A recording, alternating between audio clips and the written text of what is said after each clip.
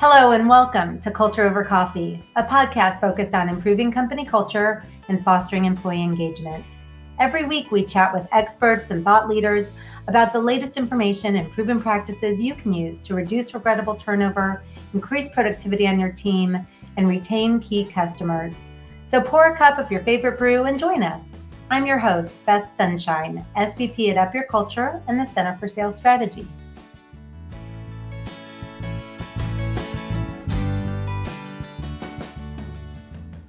In this episode, we're breaking down why transparency and authenticity are two qualities all leaders should actively demonstrate in their day-to-day duties. And joining me today to help explore the many facets of being a transparent leader is my favorite business leader, Matt Sunshine, CEO of the Center for Sales Strategy. Matt offers a lot of food for thought about how transparency not only fosters trust within an organization, but also allows everyone to feel that much more comfortable sharing their ideas. Why, if you're only sharing the good news, that's not transparency, that's just PR. And finally, how your employees should know less information than what you would tell your closest confidant, but more than what you would tell the general public.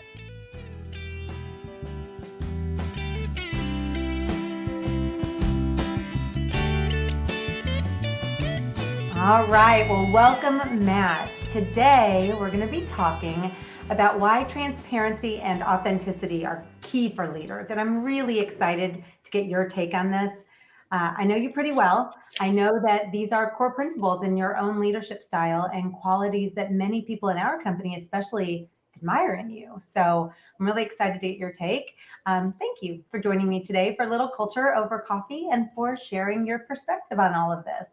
Absolutely. Are you ready to get started? One of my absolute favorite topics. So let's jump in. I believe that's true. Very good. All right. So I know you're excited to jump in, but before we get into that topic, I just want to do a quick brain jolt with you. Okay. So take a moment to envision the very best company culture you can think of and tell me 3 to 5 words you'd use to describe that. What is to you an ideal culture? I should have read the questions before we start. 3 to 5 words that I would use to describe an amazing culture. Mm-hmm. Yep. Engaged. Mm-hmm. I'm going to not follow your directions. I'm not going to give you words. So engaged would be one.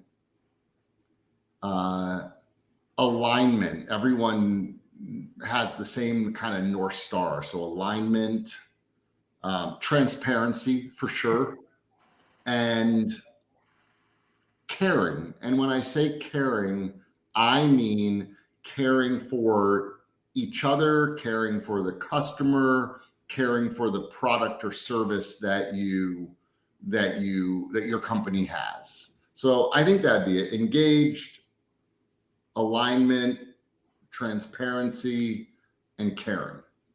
I love that.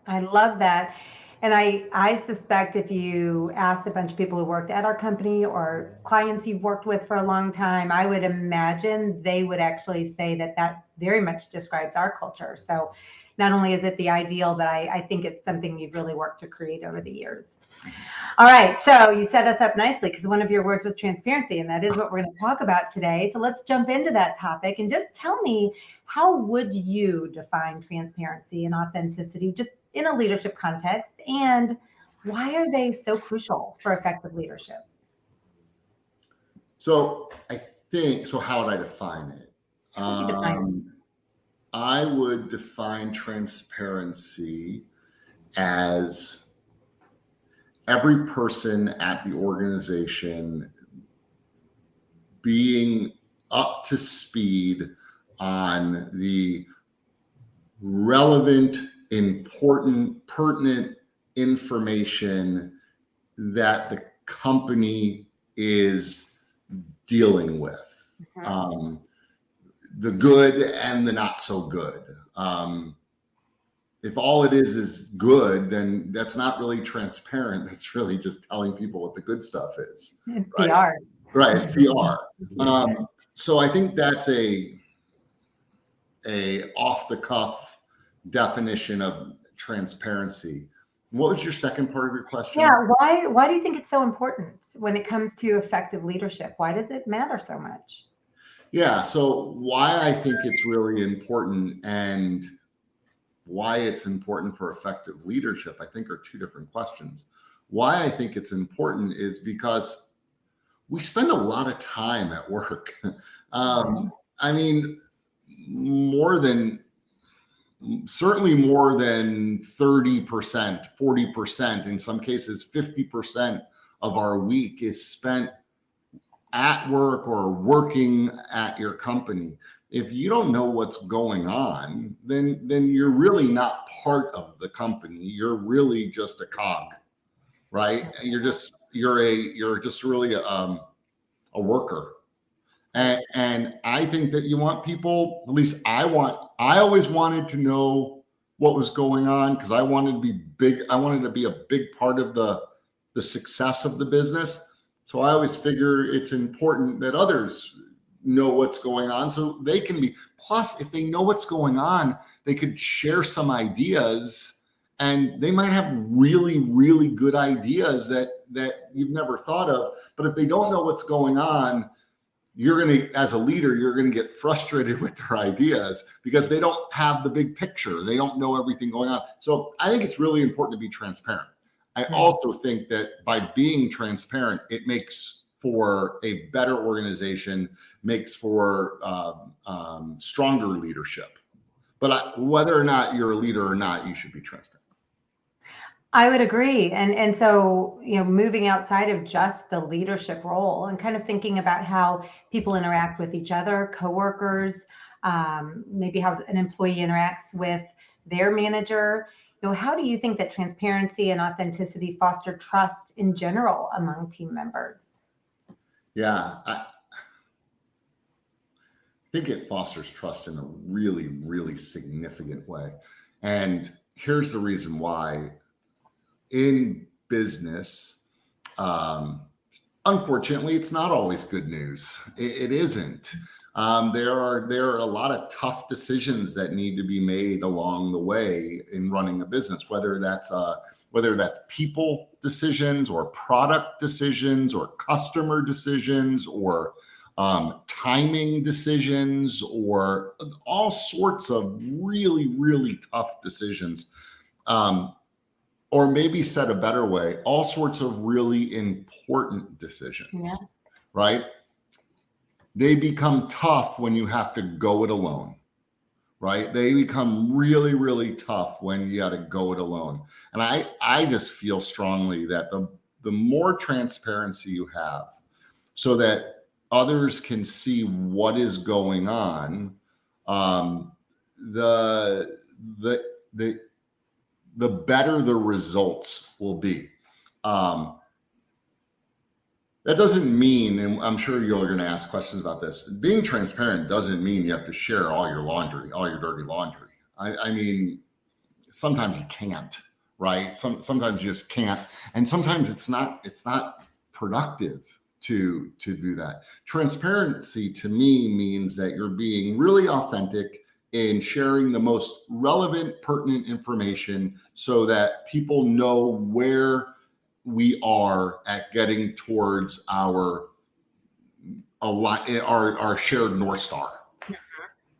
Yeah, what you're describing is really going to lead to feelings of trust, feelings of almost security with the other people you work with. How do you think that kind of trust contributes to a company's overall success if we're talking about things that are more measurable, revenue, profits, things like that?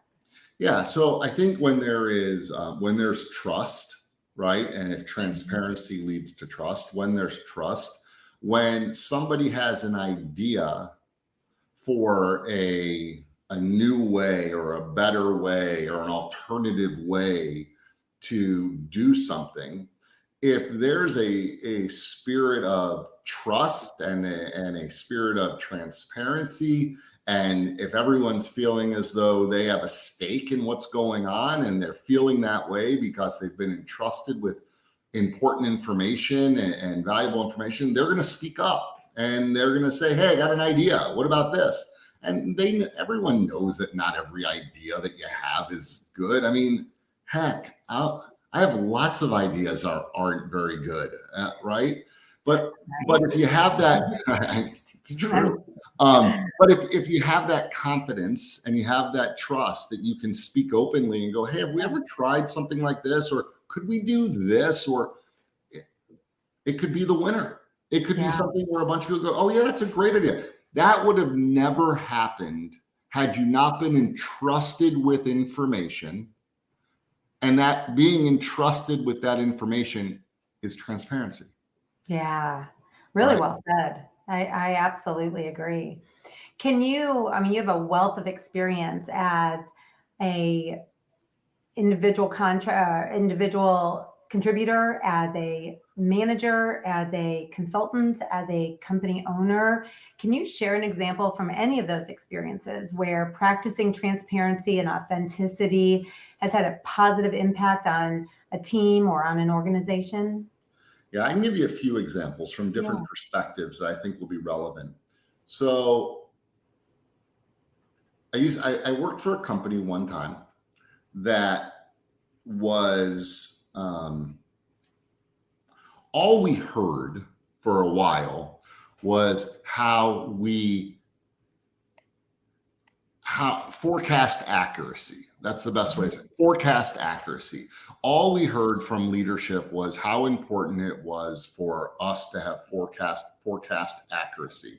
And when we didn't, we felt like we'd let everyone down. And when we exceeded, we actually felt like we let everyone down because we exceeded it. Unless we hit the number exactly where we said we were going to hit the number, we felt as though we were not doing right. But none of us really understood why. The CFO of the company came to town one day, and he had all the managers in the room, and he brought it up. He said, I know you've probably heard us beat the drum on forecast accuracy for a while. He said, I don't think anyone's ever stopped down to tell you why that's so important. And he kind of unpacked the whole thing. He talked to us about the structure of the business and why that forecast accuracy was so important. He shared with us that we were actually trying to acquire some companies, and that the more we knew about where we were going to be, the better decisions. He talked to us about how understating, sandbagging where you're going to be is just as bad as overstating where and overstating. So that was one of the very first times that I felt like, wow, I'm kind of in the know. I know everything. And that was 20 years ago that happened. Yeah. Right. I'll give you another example. I worked many, many, many years ago. I worked for a company where there was no transparency. Nobody knew what was going on.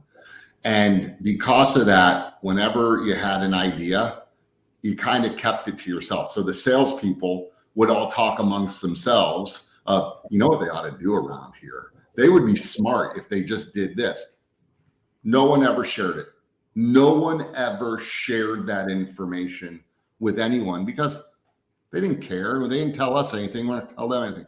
So those are a couple of examples of what I witnessed as when I worked for other companies at transparency.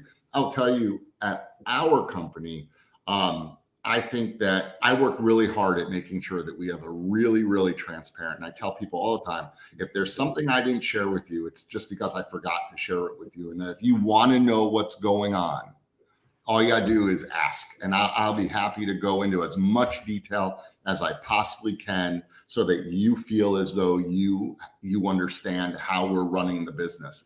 And I think because of that, and some of the very, very best ideas that we've had actually came because we were open and transparent. A lot of people know that we just launched this Sales Accelerator AI at the Center for Sales Strategy, and it's game changing, and clients are absolutely loving it. But that's because we were extremely transparent with our company, that we wanted to explore ways to use AI, that we didn't know exactly what the right thing for us to do was. We trusted a group of people. We created a task force and we gave them all the information that we had. We were completely transparent and we let them come back with ideas. And because of that transparency, I think we're a better organization because of it. I agree. I agree with you. And I think an organization has to really have a feeling of what we call psychological safety for this to really work. You have to have a place where anyone you tap to be on something like what you were just describing, that task force knows that they can go off into the unknown. They can brainstorm. They can come up with wacky ideas, good ideas. Some might be bad ideas. They can come back with all of their thinking and there will be no punishment, no humiliation. Like everything is really going to be valued. We'll just help them decide which ideas are the better ideas. So you sort of open the door to that. So it's a vicious cycle. I think when leaders are transparent, their employees feel more secure. They're willing to be more transparent back in return. And I do agree that our company has that in spades. I love that. Now, I've been extremely fortunate to have worked for a lot of really, really great people over my career that were extremely transparent, not only with the company that they ran, but also with me personally, with me. And it's made a huge impact. I mean, whether that's people like Greg Lindahl or Dan Halliburton or Patrick Sabara or Steve Marks and Jim Hopes and John Henley and just lots of people that I've had the opportunity to work with that even as I was coming up, they were always very transparent with me. They always shared the business that was going on, made me feel great about the places I worked. Yeah, I'm glad you got those names out there. Some really special people on that list. So we've talked about how much we value transparency, how you specifically has worked so hard to learn from the best, to create that environment yourself. But like you alluded to a little bit ago, and you were right, we are going to talk about it. Transparency can sometimes be challenging, particularly when we're talking about sensitive information, difficult situations, uncomfortable change. Transparency can be tough. So how do you strike a balance between transparency, which you value, but also confidentiality that sometimes is required as a leader?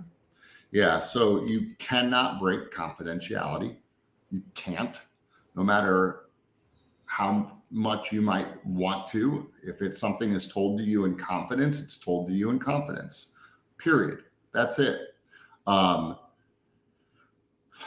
So some tactics to doing this. So if you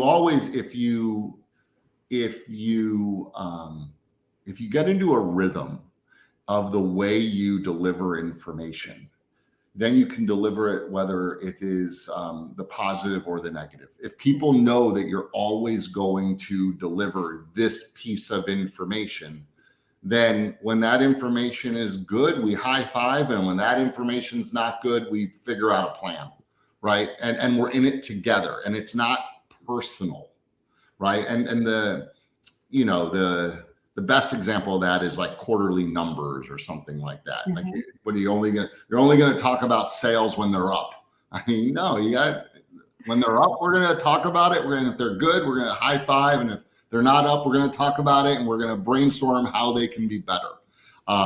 So I think one tactic is just having that rhythm or that cadence and that same style of telling every single time, and then just inserting whether or not it's really good or not so good. When it comes to confidentiality, I just want to go back to that a second. There are certainly times where you have information or things about what's going on that you can't share. And yeah, you want to be transparent, but to me, confidentiality is it's something you can't cross. Because the moment you cross it, then everyone else at some point is going to wonder, well, I wonder if I share something in confidence, right? Right. So I don't think you can cross that line. Right. I agree. There's a quote that I have absolutely top of mind because very recently I had a conversation on the Culture Over Coffee podcast with Lisa Kogan-Praska. We were talking and our conversation made me pull this up on my phone. But it's something that I think really speaks to what you're saying. Simon Sinek once said, transparency doesn't mean sharing every detail. It means providing the context for the decisions we make. And I just love the way he said that. Sometimes we can't share every detail, but people need to understand why, the larger picture for why our company is heading in that direction, or why this is happening. And that context gives people the feeling of transparency. Absolutely. Would you agree? Yes. Yeah. So what strategies or practices do you employ to ensure open and honest communication? So how do you encourage employees to share their ideas, concerns, and feedback with other people, with you? You talked about tapping people for a task force. That's a more formal way of doing that. But any other strategies or practices you lean on often? Ask people what they think. Simple as that. And be sincere. Like, don't ask them, what do you think? Because you need to check a box that said, I heard on this podcast, this guy, Matt Sunshine, said, ask people what if you sincerely care, of course you're going to say, hey, here's the situation we're going through. What do you think about that? What should we do? Got any ideas for this? I mean, be open, transparent, honest. Come on, let's talk. Okay, question for you on that. What happens when you ask for someone's opinion or idea, they give it to you, and then you don't go in that direction? How do you handle that, or what do you find? It's a stupid idea? No, Matt, no. People can give you really good ideas that just don't come to fruition. Yeah. That's a great question. And I think that if you don't ask all the time and you just ask every once in a while, you definitely run the risk of being, you asked me for an idea, I gave it to you, you didn't do anything about it, right?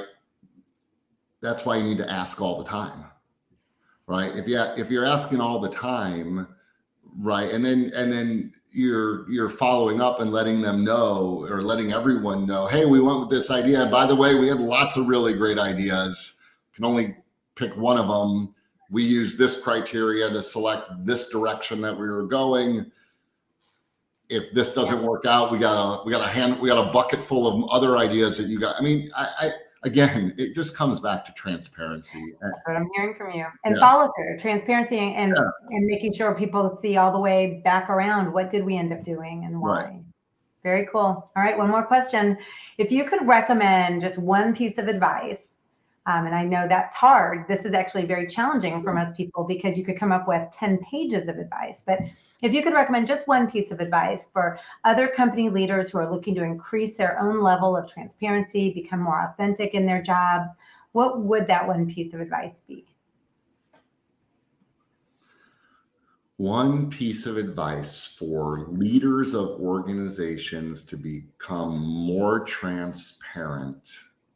More authentic, something tactical, strategic, something they can not hang out, but tune out of this podcast and go do maybe. Yeah. So I think a great way to start is by having a regular town hall meeting, or a regular, what some people call all hands meeting, or quarterly company meeting. Call it whatever you want. But it's that meeting that happens regularly, once a month, once a quarter, where as a leader, you can provide a really good update on the business. More than there's probably information that you would share with anybody, right? Mm-hmm. There's information as a leader that you would share with your clients, you would share with your prospects. If you were giving a presentation to a public audience, you would share that information.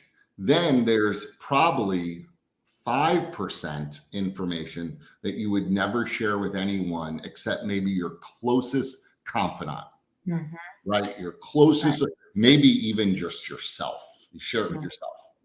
Somewhere in between what you would share with your closest confidant and what you would share with the masses is what you should be really transparent with your organization. Mm.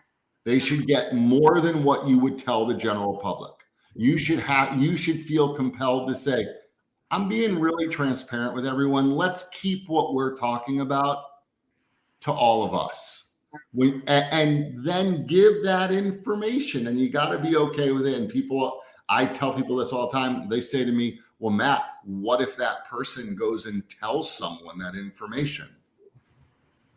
I got to trust them. If I don't trust them, we got other problems. Much bigger problem. Transparency is, I'm not going to not tell people that I don't trust them. I'm going to get people I trust and then be transparent with them. Okay, I love that. It's a great piece of advice. So you're saying monthly, quarterly, some sort of regular cadence, some sort of an all hands or town hall meeting. I've heard it called an Ask Me Anything meeting. Sure. You're sharing information. I imagine also leaving room for some sort of Q&A so that there's that two-way conversation. That's exactly what we do in our company that you've established. So I assume that would be part of it too. Yeah. Awesome. Well, thank you, Matt, for the time you spent talking about culture over coffee today with me.